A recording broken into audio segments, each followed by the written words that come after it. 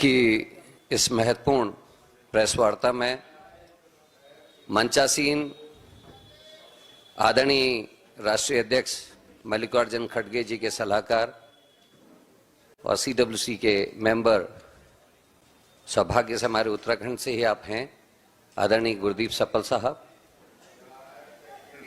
इस प्रेस वार्ता में हमारे बीच में आदरणीय यशपाल आर्या जी, जो हमारे सीएलपी साहब हैं। प्रेस वार्ता में उपस्थित बड़े भाई, पूर्व प्रदेश अध्यक्ष, पूर्व सीएलपी आदरणीय प्रीतम सिंह जी। इस महत्वपूर्ण प्रेस वार्ता में उपस्थित आदरणीय पूर्व प्रदेश अध्यक्ष और सीडब्ल्यूसी के मेंबर आदरणीय गणेश गोदियाल जी, और उपस्थित इलेक्ट्रॉनिक और प्रिंट मीडिया से आए हुए मेरे सभी सम्मानित साथी।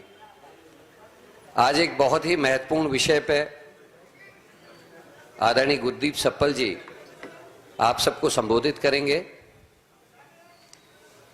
और ये जो कार्यक्रम आज संबोधित आदरणीय सप्पल साहब कर रहे हैं, ये देश के लोकतंत्र को मजबूत करने के लिए, और जिस तरीके से एक पार्टी की सरकार ने लोकतंत्र को कमजोर और खत्म करने की दिशा में जो कदम उठाए हैं, उनको रोकने के लिए प्रोग्राम जो जारी हुआ है, जो उत्तराखंड में 3 महीने का एक प्रोग्राम है, उस प्रोग्राम के विषय में आप जानकारी भी देंगे। अब मैं आमंत्रित कर रहा हूं आदरणीय गुरदीप सप्पल साहब को, वो आपको संबोधित करेंगे। आदरणीय गुरदीप सप्पल साहब। शुक्रिया। उत्तराखंड कांग्रेस के प्रदेश अध्यक्ष सम्मानित करण महाराज जी, उत्तराखंड कांग्रेस लेजिस्लेटिव पार्टी के हमारे नेता आदरणीय यशपाल आर्या जी, कांग्रेस पार्टी की केंद्रीय चुनाव समिति के सदस्य हमारे सीनियर नेता प्रीतम सिंह जी, और कांग्रेस वर्किंग कमेटी में मेरे सहयोगी गणेश गोदियाल जी, और आप सभी मित्र, आपका बहुत बहुत धन्यवाद इस प्रेस कॉन्फ्रेंस में उपस्थित होने के लिए। यह प्रेस कॉन्फ्रेंस आज हम इसलिए कर रहे हैं क्योंकि उत्तराखंड के अंदर एक अभियान की आज हम घोषणा कर रहे हैं, जिस अभियान का नाम है मेरा वोट मेरा अधिकार। और इसकी जरूरत इसलिए पड़ी है कि पिछले कुछ चुनावों के अंदर हम लोगों ने यह देखा है कि जो वोटिंग का मौलिक अधिकार, फंडामेंटल राइट, इस देश के हर नागरिक को भारत के संविधान के माध्यम से कांग्रेस पार्टी और संविधान सभा ने दिया था, अब चुनाव जीतने के लिए बीजेपी एक षड्यंत्र के तहत उस अधिकार को जगह जगह छीन रही है। हम लोग लगातार ये देख रहे हैं कि बड़े पैमाने पर वो लोग जो भारतीय जनता पार्टी की विचारधारा में या उसके कामकाज में विश्वास नहीं रखते, उनके वोट काटे जाते हैं, और बड़े पैमाने पर नए वोटर बाहर से लाकर बनाए जाते हैं। जनता तो भारतीय जनता पार्टी की नफरत की, बेरोजगारी की, महंगाई की सरकार को हटाना चाहती है, लेकिन फर्जी वोटर बनाकर और जेन्युइन वोटर को काटकर भारतीय जनता पार्टी लगातार अब जनमत का हरण कर रही है, जनमत की चोरी कर रही है। और ये हम हल्के तरीके से नहीं कह रहे हैं। महाराष्ट्र के अंदर जब हमारा गठबंधन की हार हुई तो इस देश में सबको हैरानी हुई, हमको भी हैरानी हुई, क्योंकि लोकसभा चुनाव के अंदर जो कांग्रेस लेड गठबंधन था, उसको लगभग 156 विधानसभा सीटों पर बढ़त मिली थी। 288 में से 156 सीट पर क्लियर बढ़त थी। और कुछ महीने बाद जब विधानसभा चुनाव हुए तो हमारे गठबंधन की करारी हार हुई।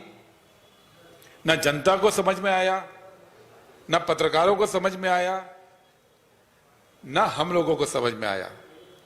उसके बाद जब हमने इसकी जांच की तो हमें मालूम पड़ा कि प्रदेश के अंदर, महाराष्ट्र के अंदर जितने वोट कांग्रेस गठबंधन को लोकसभा में मिले थे, उतने ही वोट विधानसभा में भी मिले।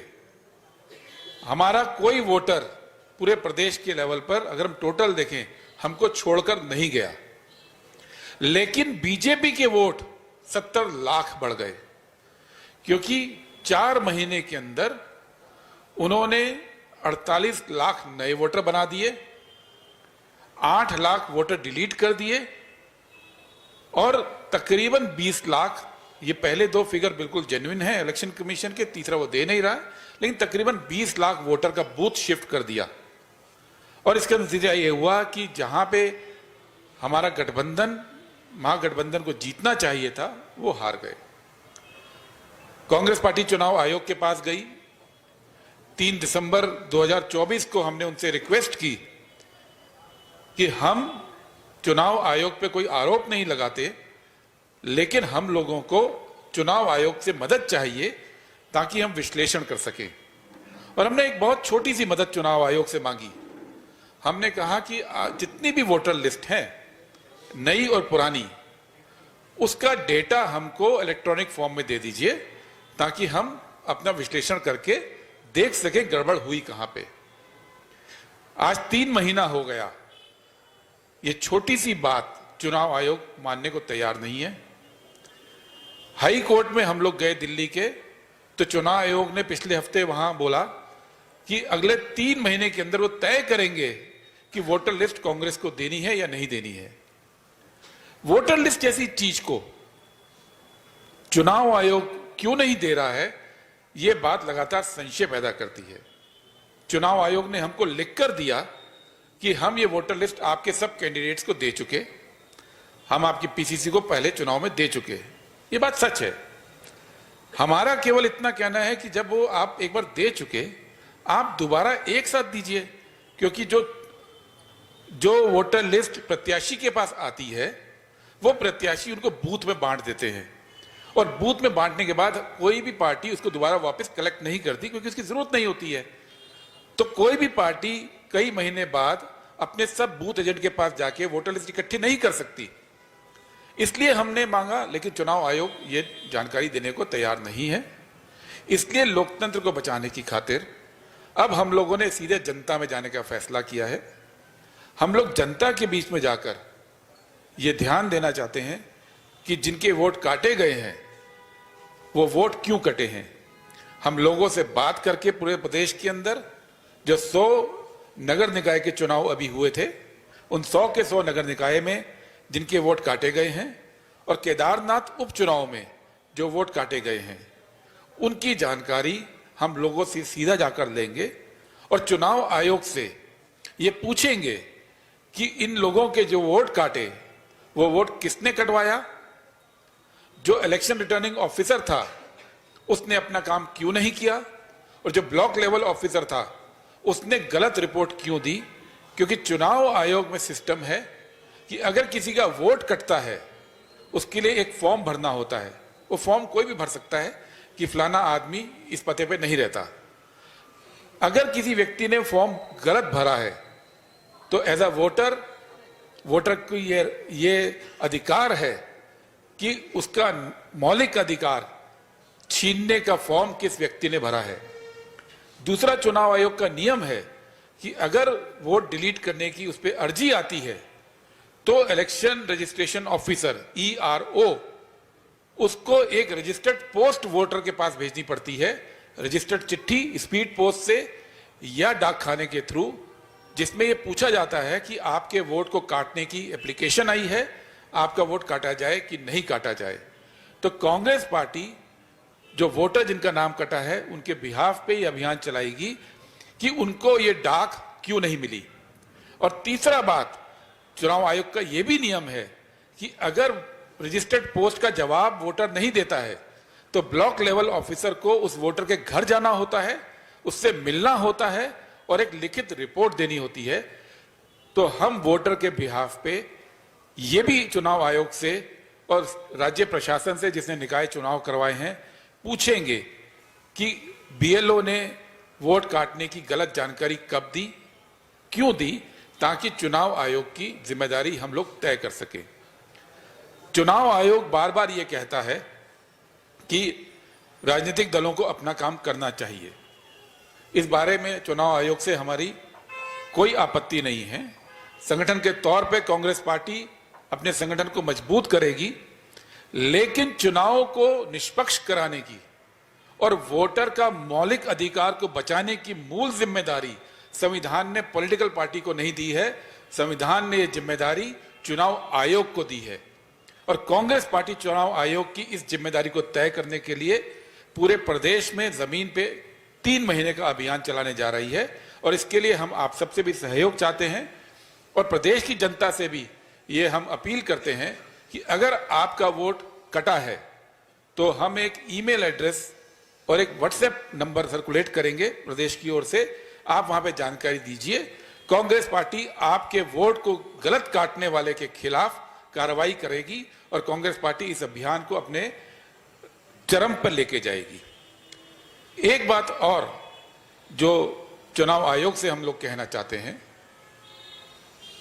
भारत एक मजबूत लोकतंत्र है और ये ऐसा लोकतंत्र है जिसमें दुनिया में पहली बार हर वयस्क को, हर एडल्ट को वोटिंग राइट बिना किसी शर्त के दिया गया था। ये हमारी बहुत बड़ी उपलब्धि है भारत की, संविधान सभा की, जवाहरलाल नेहरू जी की, बाबा साहब अंबेडकर की और महात्मा गांधी जिन्होंने सबसे पहले इसकी बात की थी कि हर व्यक्ति के पास एक वोट होगा और वो बराबर का वोट होगा। और ये चुनाव आयोग जब जवाहरलाल नेहरू जी ने स्थापित किया था उस समय वोटर को अपने अधिकार का नहीं मालूम था, उस समय किसी पॉलिटिकल पार्टी को अधिकार का नहीं मालूम था। इस देश में 90% के करीब लोग निरक्षर थे, वो कैंडिडेट का नाम और वो पार्टी का नाम पढ़ना नहीं जानते थे। तो 1950 में जब चुनाव आयोग बना, सुकुमार सेन हमारे पहले चुनाव आयुक्त बने, तो कई सारे कदम उस समय के चुनाव आयोग ने उठाए थे कि लोगों को अधिकार उनको मिले। जैसे पूरी दुनिया में पहली बार चुनाव चिन्ह का कॉन्सेप्ट हमारा चुनाव आयोग लाया, क्योंकि लोग पढ़ना नहीं जानते थे, तो एक नया कॉन्सेप्ट निकाला गया कि चुनाव चिन्ह होना चाहिए। पूरी दुनिया के अंदर इतने बड़े पैमाने पे कभी किसी ने वोट ही नहीं किया था भारत जैसे देश में। तो ये वोट आदमी बार बार ना करे, तो चुनाव आयोग ने ब्रेनस्टॉर्मिंग करके एक नया फॉर्मूला निकाला, एक नई तरह की इंक इजाद करवाई CSIR से, जो इंक आज भी इस्तेमाल होती है। ये काम चुनाव आयोग ने किया। उस जमाने में जब गाड़ियां नहीं थी, जब ट्रेनें कम थी, सड़कें नहीं थी, 2,20,000 चुनाव आयोग ने बूथ बनाए। 2,20,000 बूथ पे चुनाव भारत का पहला हुआ। तब कोई पॉलिटिकल पार्टी को यह नहीं कहा गया था कि तुम कमजोर हो, लोकतंत्र में तुम अपनी मेहनत करो। यह परंपरा चुनाव आयोग की है कि एक निरक्षर देश में, एक गरीब देश में, जो देश तब आजाद हुआ था, एक नए ढंग का चुनाव दुनिया में इस चुनाव आयोग ने कराया था। और उस चुनाव आयोग की जिम्मेदारी आज हम मानते हैं कि अगर कोई पार्टी सत्ता में रहकर जनमत को चुरा रही है, अगर कोई पार्टी सत्ता में रहकर हमारे वोटर का मौलिक अधिकार छीन रही है, तो चुनाव आयोग की जिम्मेदारी है उस पर काम करने की।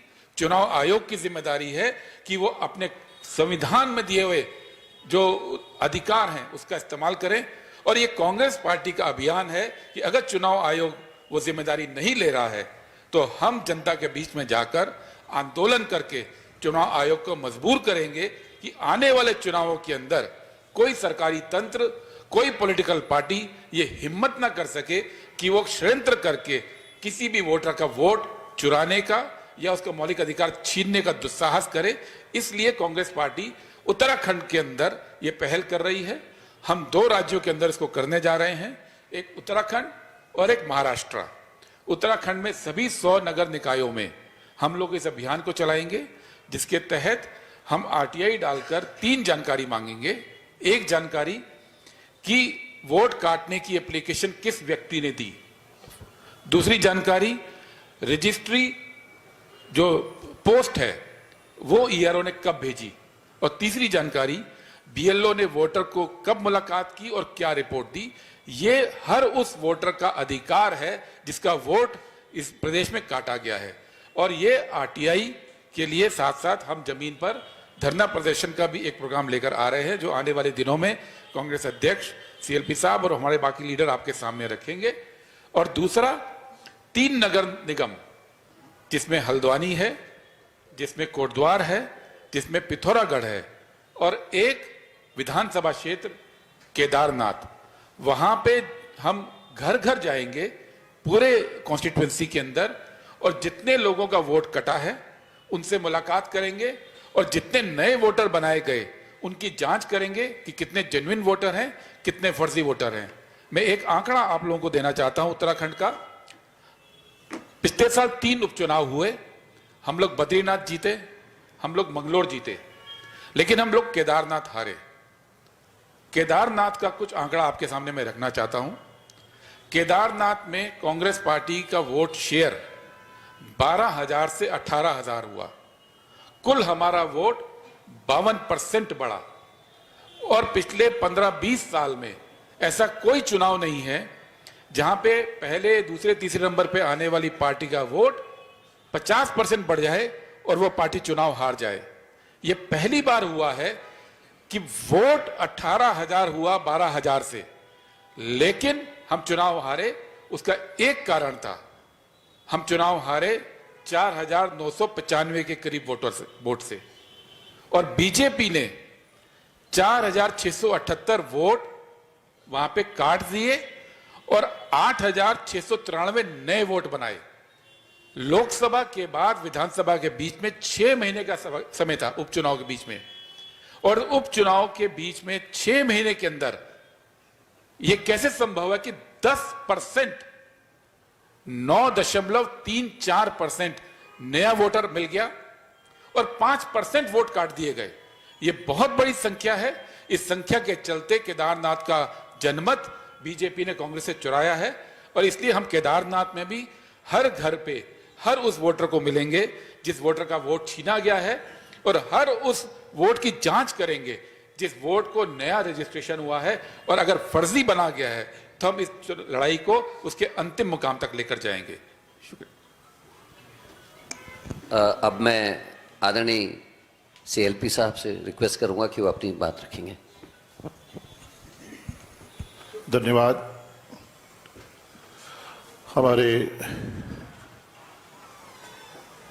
कांग्रेस वर्किंग कमेटी के सदस्य, मेंबर और जनरल सेक्रेटरी आईसीसी आदरणीय सप्पल साहब, हमारे प्रदेश कांग्रेस कमेटी के सम्मानित अध्यक्ष करण मेहरा जी, हमारे प्रदेश कांग्रेस कमेटी के पूर्व अध्यक्ष, पूर्व सेल्फी लीडर आदरणीय प्रीतम सिंह जी, हमारे कांग्रेस वर्किंग कमेटी के मेंबर और पूर्व अध्यक्ष आदरणीय गणेश गोध्याल जी, इलेक्ट्रॉनिक मीडिया और प्रिंट मीडिया के मेरे सभी सम्मानित बंधुओं, अभी आपके सामने विस्तृत रूप से जो हमारा मौलिक अधिकार है और संविधान में जो हमें जो अधिकार दिया गया है, और पिछले चुनाव में जिस तरह से उन अधिकारों का हनन किया गया है और मतदान से वंचित करने का काम लगातार होता रहा है, और इसको बहुत ही बारीकी के साथ सप्पल साहब ने गहन अध्ययन के बाद इसको देखा, और इसके उपरांत स्पष्ट हो गया कि सरकार, भारतीय जनता पार्टी की सरकारें और चुनाव आयोग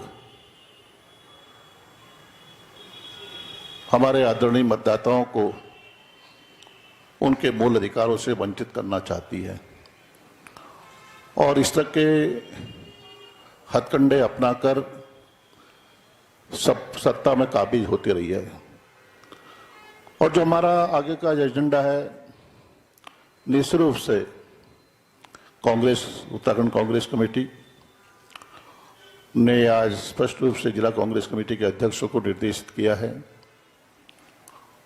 और हर पोलिंग बूथ से 20 ऐसे मामले सामने लाएं जिसमें जो हमारे मतदाता हैं उनके नाम काट दिए गए। कई मतदाता ऐसे हैं जो बाहर के प्रदेशों के हैं, उनके नाम उसमें शामिल कर दिए गए। कई ऐसे मतदाता हैं जो उनका मूल पोलिंग बूथ है उससे उनको शिफ्ट करके किसी और पोलिंग बूथ में उनका नाम दर्ज कर दिया गया। तो इसको कांग्रेस पूरी बारीकी से इसकी छानबीन करेगी और मेरा कहना है कि लोकतंत्र में, जनतंत्र में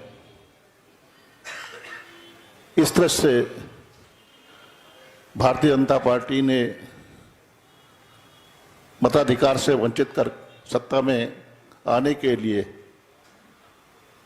जो खेल खेला है, हम जनता के बीच में जनता को भी बताना चाहते हैं कि भारतीय जनता पार्टी किस तरह से सत्ता में काबिज होने के लिए अपने सरकारी मशीनरी का, और चुनाव आयोग भी कहीं न कहीं इसमें संलिप्त सा दिखाई देता है। इसको हम जनता के सामने, जनता की अदालत में भी ले जाना चाहेंगे क्योंकि उनके मूल अधिकारों का हनन किया गया है। और मुझे विश्वास है कि हम आने वाले 3 महीनों में प्रदेश कांग्रेस कमेटी और जिला कांग्रेस कमेटी के, जो महानगर कांग्रेस कमेटी के अध्यक्षगण हैं, सब मिलकर इस मुहिम को आगे बढ़ाएंगे और जो असली सच है वो आप सबके सामने भी और जनता के सामने लाने का हम काम करेंगे। आप सबका बहुत बहुत धन्यवाद। अब मैं आप सबके बीच में आदरणीय सीईसी के मेंबर प्रीतम सिंह जी से निवेदन करूंगा, वो अपना संबोधन करें। आदरणीय सप्पल साहब, प्रदेश कांग्रेस कमेटी के सम्मानित अध्यक्ष जी, नेता प्रतिपक्ष सम्मानित आर्या जी, पूर्व प्रदेश कांग्रेस कमेटी के अध्यक्ष मेरे बहुत ही सम्मानित साथी गणेश कुदियाल जी, प्रेस के मेरे सम्मानित साथियों, अभी सप्पल साहब ने, आर्या जी ने बड़े विस्तार से देश के लोकतंत्र पर जो लगातार हमला हो रहा है और मतदाताओं से उनके मत का अधिकार छीन करके सत्ता हासिल करने का जो प्रयास किया जा रहा है, उसके बारे में अपनी अपनी बातें कही। उन तमाम बातों से अपने आप को शपथ करता हूँ। साथियों, अभी जिला और महानगर अध्यक्षों की एक बैठक आहूत की गई और जिसमें उनको ये दायित्व दिया गया है कि हमारे सम्मानित अध्यक्ष गण पूरे प्रदेश के अंदर और ख़ास तौर से केदारनाथ का उपचुनाव और नगर निकाय के जो चुनाव हुए हैं, इन चुनाव में बड़ी संख्या में मतदाताओं के नाम काटे गए हैं और कई मतदाताओं का मतदान केंद्र भी बदलने का काम किया गया है। तो इस तरीके का जो कुत्सित प्रयास चुनाव आयोग और सरकार के इशारे पर हुआ है, उससे पर्दा उठाने की आवश्यकता है। सप्पल साहब ने अभी कहा केदारनाथ के परिप्रेक्ष्य में हम बद्रीनाथ भी जीते, मंगलौर भी जीते, लेकिन केदारनाथ जीतने के लिए सरकार ने जो कार्य किया वो आंकड़े भी आपके सामने प्रस्तुत किए गए और केदारनाथ उपचुनाव में आपने और हमने देखा कि किस तरीके से सरकारी मशीनरी का खुलेआम दुरुपयोग हो गया और सरकारी मशीनरी के साथ साथ चुनाव आयोग के संरक्षण में केदारनाथ उपचुनाव जीतने का काम सत्ता में बैठे हुए लोगों ने किया है। और नगर निकाय के चुनाव में आपके सामने है कई ऐसे प्रतिष्ठित लोग जिनका मतदान केंद्र बदलने का काम किया गया है।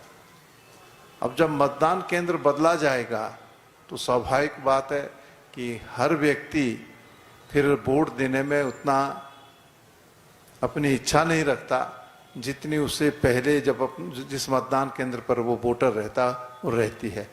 तो उससे 3 काम हुए, वोट का मत प्रतिशत भी गिरा, नए वोटर जो बाहर से लोग थे उनको मतदाता बनाया गया और मतदाता बनाने के साथ साथ कई लोगों के जो है वोट भी काटे गए। तो ये लोकतंत्र पर सीधे सीधे प्रहार है। लोकतंत्र की हत्या करने का काम चुनाव आयोग और सरकार के इशारे पर इस देश के अंदर हो रहा है, जिसकी वानगी महाराष्ट्र में देखने को भी मिली है, जिसका उल्लेख अभी हमारे बहुत ही सम्मानित आदरणीय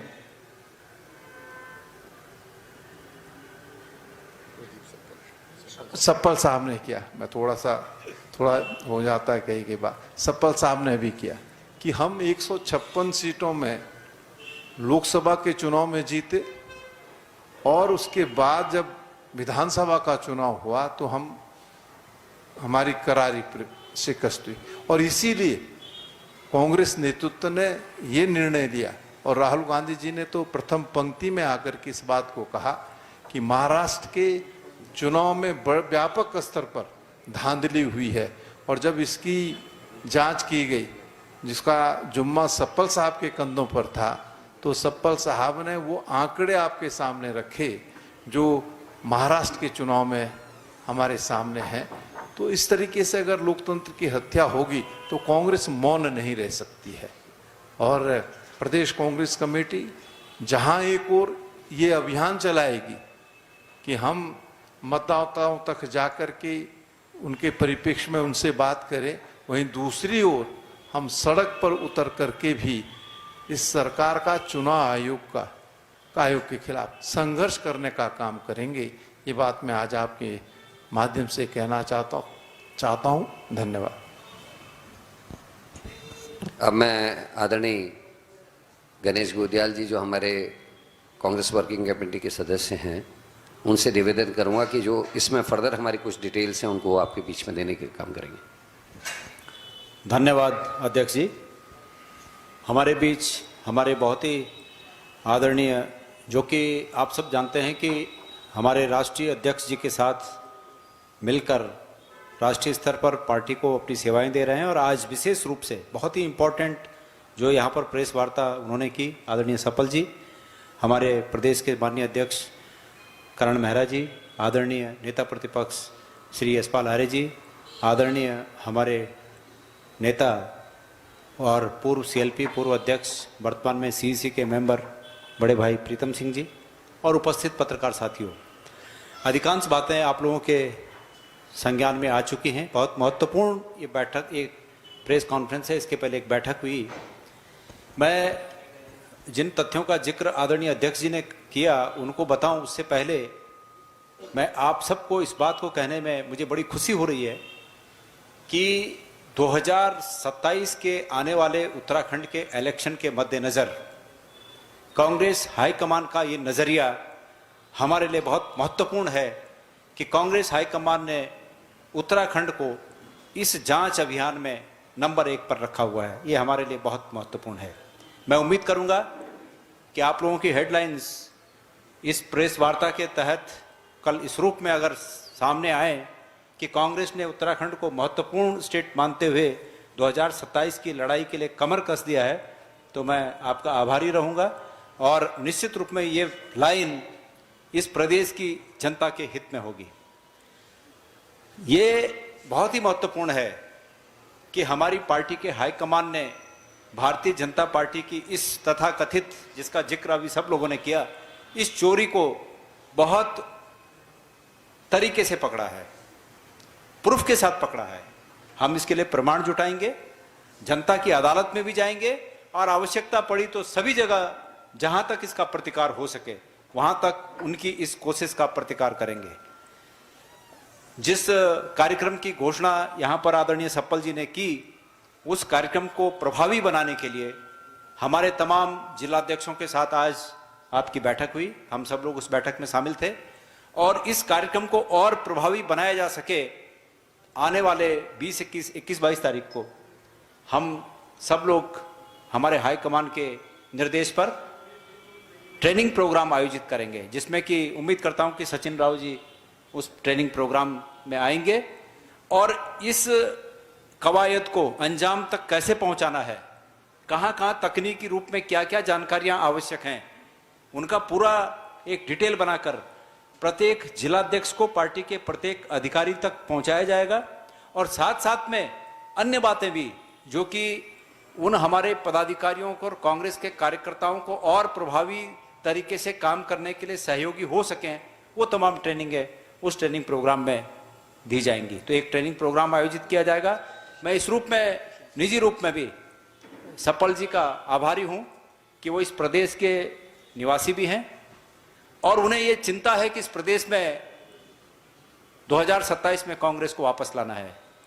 मैं उनके इस डेडिकेशन से, मेरी ऊर्जा में, हम सब की ऊर्जा में जो हम लोग बैठे हैं और हमारे साथ साथ जो अन्य लोग इस प्रोग्राम को, इस चीज को देख रहे होंगे, उन सब की ऊर्जा में गुणात्मक इजाफा हुआ है।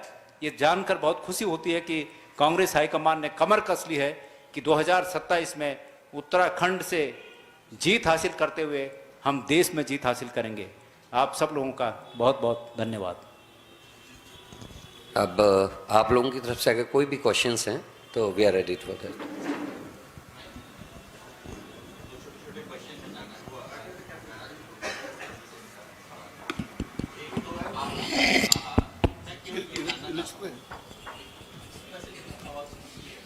ठीक है, ठीक ही नहीं है, ठीक है।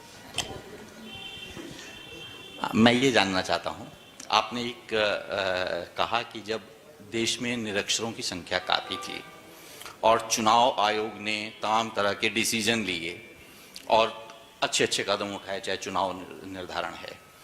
अब जब देश की जो साक्षरता है वो 70% से औसत अधिक हो गई, 75% से औसत अधिक हो गई है, और उस समय जो मतदान या मत प्रतिशत या मत रुझान या परिणाम सामने आ रहे हैं और आयोग उस वक्त जो निर्णय दे रहा है, तो वो अविश्वास आप मतदाता पर कर रहे हैं, आयोग पर कर रहे हैं। एक बात, क्योंकि संवैधानिक व्यवस्था आप ही की बनाई हुई, आपकी सरकार के जो प्रारंभिक दौर है वो है। तो मैं ये जानना चाहता हूं कि ये जो अविश्वास है, ये अविश्वास क्या, हम एक तरफ हम कहते हैं कि भारतीय लोकतंत्र बहुत मजबूत हो रहा है, दूसरी तरफ हम पूरे विश्व में एक मैसेज ये देना चाहते हैं, तो क्या सांगठनिक स्तर पर कांग्रेस की अपनी भी कुछ खामियां हैं जिनकी वजह से वो ये नहीं पहचान कर पा रही पूरे देश भर में कि वोटर लिस्ट में कहां कटौती हो रही है, तो उसे जब जिस टाइम पर आवाज उठानी चाहिए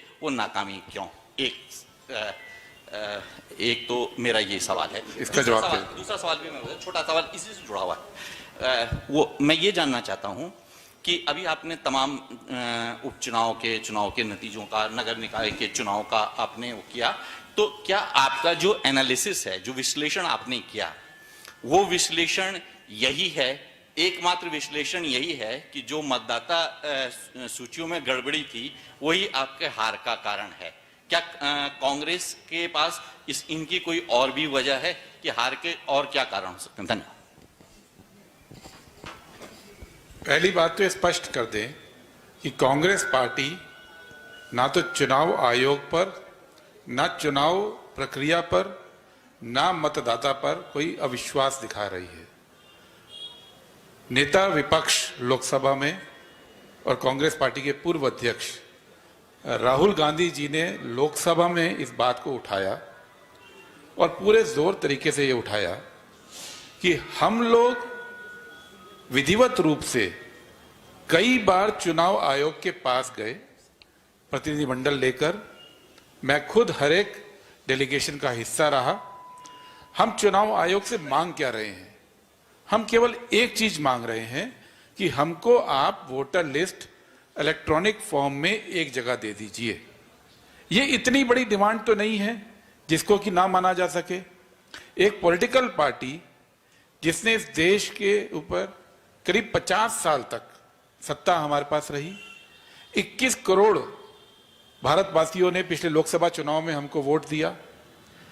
अगर वो पॉलिटिकल पार्टी केवल इतनी सी मांग कर रही है कि वोटर लिस्ट दे दी जाए, उसमें चुनाव आयोग अड़ंगे क्यों लगा रहा है, इसका जवाब किसी के पास नहीं है।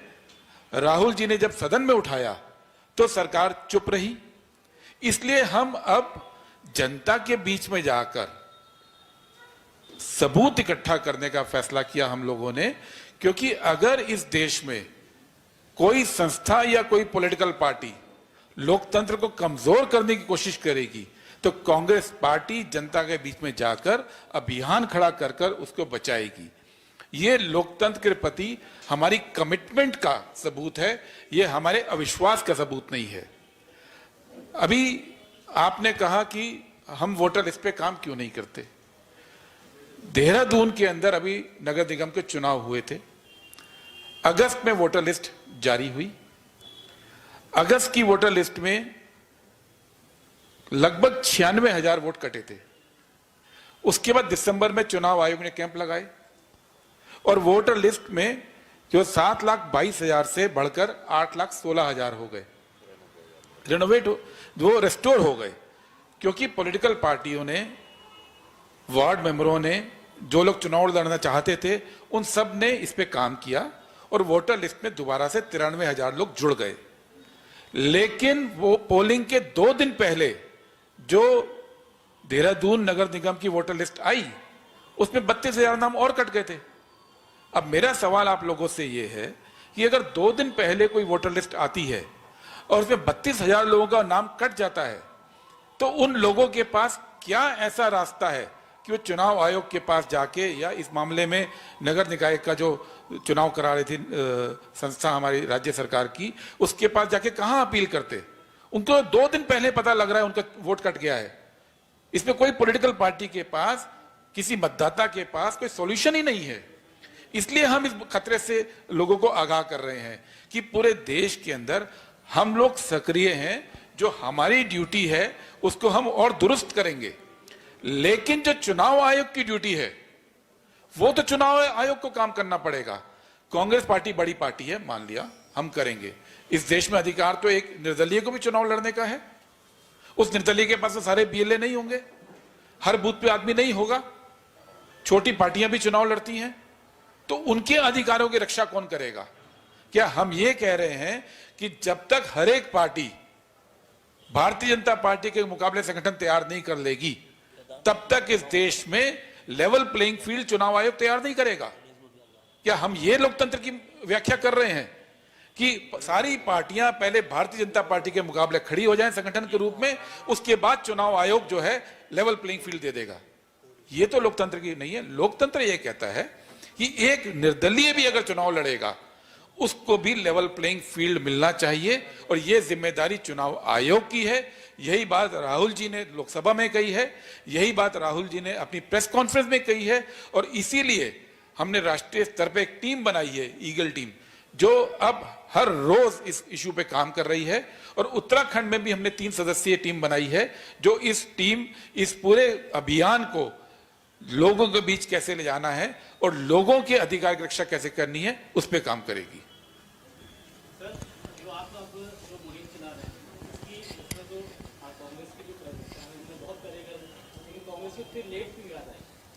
देखिए, हम लोग पहले चुनाव आयोग के पास गए, 3 दिसंबर को हम गए, उसके 15 दिन बाद गए, उसके बाद हमने चुनाव आयोग को चिट्ठी लिखी, उसके बाद हमने दूसरी चिट्ठी लिखी, उसके बाद संसद में राहुल जी ने उठाया, लोकसभा में, राज्यसभा में खड़गे जी ने उठाया, उसके बाद राहुल जी ने प्रेस कॉन्फ्रेंस की।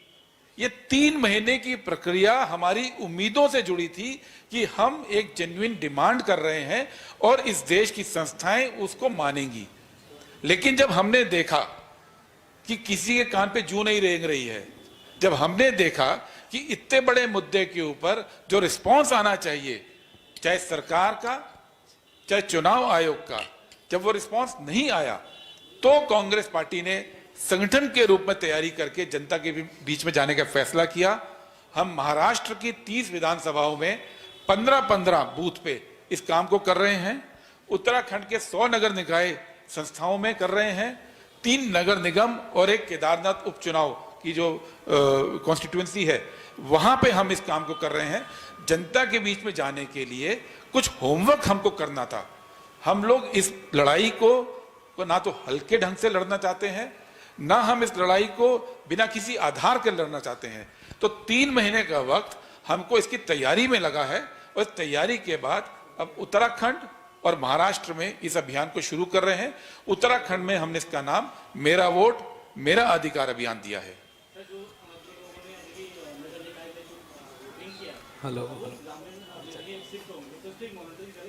बिल्कुल, महाराष्ट्र में जो कांग्रेस पार्टी की टीम ने जो विश्लेषण किया है, उसमें बड़े पैमाने पर हमको ये देखने में मिला है कि नए जो वोटर बनाए गए थे, एक एक नाम, सेम उम्र, सेम पिता का नाम और 8 वोट अलग अलग जगह पे, 8 बूथ पे। ये कैसे हुआ? अभी कल 2 दिन पहले तृणमूल कांग्रेस ने, ममता बनर्जी जी ने बयान दिया था, उन्होंने पूरी लिस्ट निकाली कि same voter ID EPIC number के 2 अलग अलग वोट देश के अलग अलग हिस्सों में है। ये कैसे हुआ? हमने ये भी देखा कि महाराष्ट्र के चुनाव के कुछ दिन पहले नॉमिनेशन की प्रक्रिया के दौरान जो वोटर बने, वो वोटर सतना मध्य प्रदेश, रीवा और गुजरात से आए थे। कितने आए थे अभी हमको इसकी कोई जानकारी नहीं है, लेकिन जो लिमिटेड हमने पायलट स्टडी की उसमें भी लोग मिल गए। तो ये बात बिल्कुल सच है कि यहां पे भी लगातार शिकायतें हैं कि बीजेपी उन्हीं वोटरों को नगर निकाय में रजिस्टर करके और उन्हीं को वापस ग्रामीण क्षेत्र में रजिस्टर करके दोहरी वोटिंग करा के अपनी संख्या को बढ़ाने की कोशिश में लगी है। इसलिए हम इस अभियान को अभी चला रहे हैं। मेरा इस विषय से इतर सवाल माननीय अध्यक्ष जी से है। अभी कैग की रिपोर्ट आई है, उसमें कई चीजें हुई हैं, चाहे वो स्वास्थ्य को लेकर हो या वन विभाग से संबंधित हो, बाल विकास से संबंधित हो। उस पर कांग्रेस पार्टी ने क्या सवाल उठाए हैं? क्या प्रदर्शन आपकी तरफ से हुए हैं? क्या आपके लोगों ने कैग रिपोर्ट का अध्ययन किया है? देखिए, इसमें मैं प्रेस भी कर चुका, अपने संबोधन दे चुका। मुख्यमंत्री को खासकर कुपोषण वाले में, जिसमें रिपोर्ट आई थी 2.5% कुपोषित बच्चों की संख्या बढ़ गई है प्रदेश में 2024 में, जबकि 430 करोड़ रुपया पोषण के लिए, बच्चों के पोषण के लिए सरकार द्वारा निर्गत किया। तो किसने वो अन्न या जो भी स्वास्थ्यवर्धक चीजें देनी थी बच्चों को, किसने खाई, किसने पी? इस पर मैंने मुख्यमंत्री को पत्र लिखा है कल ही, और उसमें हमने मांग की है कि उसमें जांच करें और जो भी दोषी मंत्री हैं, अधिकारी, कर्मचारी, उनके खिलाफ कार्रवाई होनी चाहिए। जहां देश आगे बढ़ रहा है, तरक्की कर रहा है, लोग बोल रहे हैं, वहीं कुपोषित बच्चों की 2.5% संख्या बढ़ना एक अपने आप में बड़ा चिंता का विषय है। दूसरा, कैंपा जैसे फील्ड में जिसमें हम अन्य संस्थाओं से पैसा उधार लेके प्रदेश में काम करते हैं, उसका बहुत बड़ा अमाउंट जो है लैपटॉप इत्यादि खरीदने में सरकार ने खर्च किया। उसमें ऑलरेडी हम लोग पत्राचार भी कर रहे हैं। मैंने प्रेस के अपने साथियों से इसको संबोधित भी किया, मैंने अपना पत्र भी जारी किया है, और इन सारे विषयों में मुख्यमंत्री के पत्र का भी इंतजार है, और हम लोग इसको हर स्तर पर उठा रहे हैं, सोशल मीडिया से लेकर सब तक, ताकि जनता तक ये बात पहुंचे। हेलो, देखिए, सदन के कई नियम होते हैं। सदन में ऐसे जैसे आप प्रश्न करें ऐसे नहीं हो सकता। सदन में प्रश्न लगाने की एक अवधि होती है, एक समय होता है, वो जैसे चाहे विधानसभा है चाहे लोकसभा है, और घटना प्रश्न, अच्छा, प्रश्न में भी फर्स्ट कम फर्स्ट सर्व है। जैसे जैसे प्रश्नों की संख्या, एक दिन में एक व्यक्ति 5 प्रश्न लगा सकता है, और बहुत बड़ा सदन है जिसकी आप बात करें, तो वो प्रश्न का समय आगे पीछे होता है। तो जहां वो उचित फोरम है वहां उस बात को उठा रहे हैं। सप्पल जी से एक मेरा सवाल ये है कि जिस तरह से उत्तराखंड को चुना गया है और क्या हाईकमान जैसे राहुल जी या खड़गे जी मॉनिटरिंग कर रहे हैं इस चीज़ की, यहाँ पर भी क्या कुछ चल रहा है इस वक्त जो चुनाव में? बिल्कुल कांग्रेस पार्टी में हाईकमांड के लेवल पे ये मॉनिटरिंग हो रही है और राहुल जी के निर्देश पर ही ये पूरा अभियान शुरू किया जा रहा है, क्योंकि ये अभियान अब लोकतंत्र से जुड़ा हुआ है। अगर वोट छीन लिया जाएगा तो लोकतंत्र तो विफल हो गया। तो इसलिए राहुल गांधी जी लगातार इस बात को उठा रहे हैं। इसीलिए राहुल गांधी जी ने संसद में बात उठाई, प्रेस के माध्यम से उठाई और अब हम सबको निर्देशित किया है कि जमीन पर जाकर हम लोग लोगों को साथ लेकर इस अभियान को चलाएं। उत्तराखंड को मॉडल स्टेट की तरह रखा गया है, क्योंकि अगर उत्तराखंड के अंदर हम लोग ये साबित कर पाते हैं कि ये कितना बड़ा षड्यंत्र हो रहा है तो पूरे देश में एक संदेश जाएगा और राहुल जी का ये अभियान को हम पूरे देश में चलाने के लिए उसके बाद तैयारी करेंगे। तो जिस तरह से राहुल जी और यहाँ पर जो पूरी मॉनिटरिंग हो रही है, मैं ये भी जानना चाहूँगा कि संगठन को लेकर मजबूती के लिए क्या इस चीज़ पे भी मॉनिटरिंग हाईकमान कर रहा है कि संगठन कितना मजबूत है या कार्यकर्ता या जो भी यहाँ पर चल रहा है इस वक्त उत्तराखंड में या देहरादून में खासकर? अभी 2 दिन पहले दिल्ली के अंदर हमारे उत्तराखंड के सभी वरिष्ठ नेता इस बार में बैठ के बातचीत की थी, सबने सब एक मत थे। आज सारे जिलाध्यक्ष की मीटिंग हम लोगों की हुई है, सारे जिलाध्यक्ष इसमें एक मत हैं और 100 नगर निकायों में हम इस चीज को ले जा रहे हैं।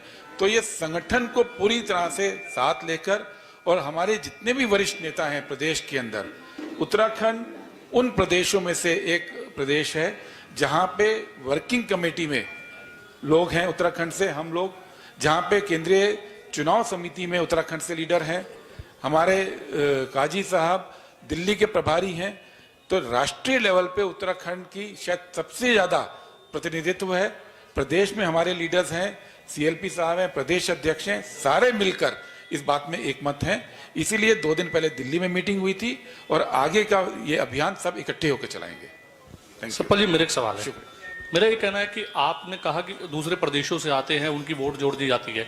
1 नेशन 1 इलेक्शन की जब बात आती है, आप लोग विरोध क्यों करते हैं? अगर वैसा हो जाएगा तो फिर तो ये स्थिति खत्म हो जाएगी। 1 नेशन 1 इलेक्शन के ऊपर हमने सरकार से अभी ये बोला है कि सरकार का प्रस्ताव क्या है। मोदी सरकार की एक समस्या है, वह शगुफा छोड़ते हैं और जब हम उसकी डिटेल मांगते हैं तो डिटेल कहीं नहीं देते हैं। हमारा ये कहना है कि आज जो समस्या है जो देश को दिख रही है, आपको क्या लगता है कि अगर वोटर लिस्ट में चोरी हो रही है तो 1 नेशन 1 इलेक्शन से वो चोरी रुक जाएगी?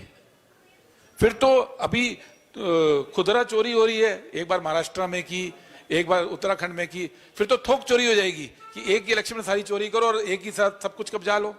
तो ये कोई सॉल्यूशन नहीं है। सॉल्यूशन ये है कि जनता का मौलिक अधिकार की रक्षा की जाए और उसके लिए कांग्रेस पार्टी तत्पर है। धन्यवाद।